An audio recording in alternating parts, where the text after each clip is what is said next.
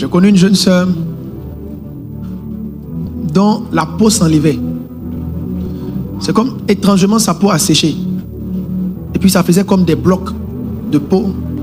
Et quand elle grattait, la peau s'enlevait. Et au fur et à mesure la peau s'enlevait, ça faisait des plaies sur son corps. Yeah. Et pendant qu'elle vivait ces choses, à un moment donné, elle est partie voir un dermatologue. Et puis le dermatologue, au lieu de la soigner, va lui poser une question qui est faute. Il va lui demander: avez-vous quelque chose dans votre cœur contre quelqu'un? La personne dont je parle, ce n'est pas une histoire qu'on m'a racontée, c'est la personne elle-même qui m'a raconté l'histoire en live.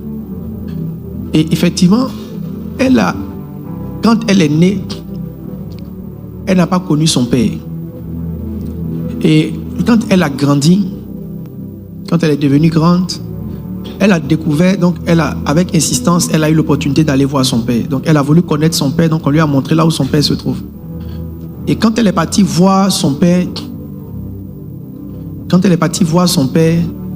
pour elle, tu n'as pas vu ton père depuis des années. En tout cas, tu es né, tu n'as pas reconnu. Donc si tu fais un effort pour aller vers lui, ce qui est logique, c'est qu'il puisse établir dans une certaine mesure le contact.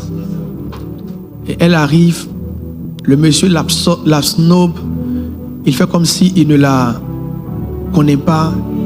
Et ne pas connaître ton père, ça fait mal.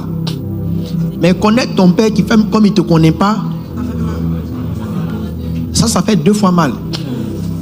2 fois même c'est petit, ça fait même... C'est terrible, c'est une douleur qui ne s'explique pas. Et le monsieur lui a dit: repars voir ton père.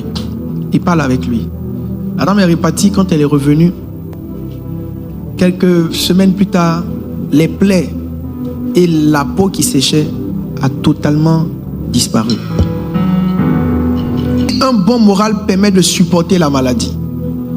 Mais si le moral est abattu, qui le relèvera? Ce verset veut dire qu'il y a un lien entre la santé et ton cœur.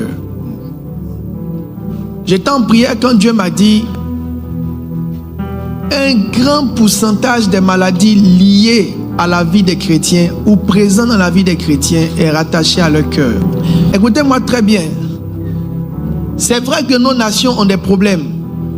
Mais si vous noyez votre tête dans les problèmes de la nation, vous allez détruire votre vie. L'une des raisons pour lesquelles nous sommes en Christ, c'est pour avoir un sort différent. Et je veux prier, prophétiser sur ta vie. Quoi qu'il en soit, et quoi qu'il advienne, que Jésus t'épargne.